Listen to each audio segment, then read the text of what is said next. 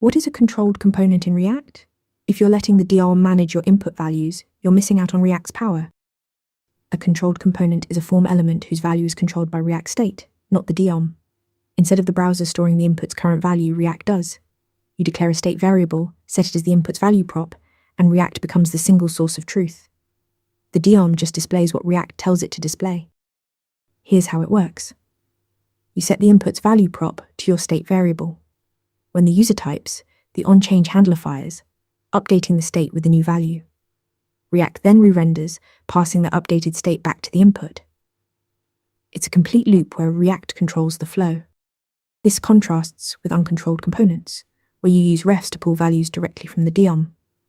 With uncontrolled components, the DOM manages its own state. With controlled components, React state is the authority.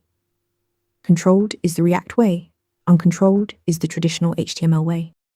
Why bother? Controlled components unlock powerful features. You can validate input in real time, conditionally disable buttons based on form state, enforce input formats like uppercase or numeric only, and easily implement complex form logic. React gives you programmatic control over every keystroke.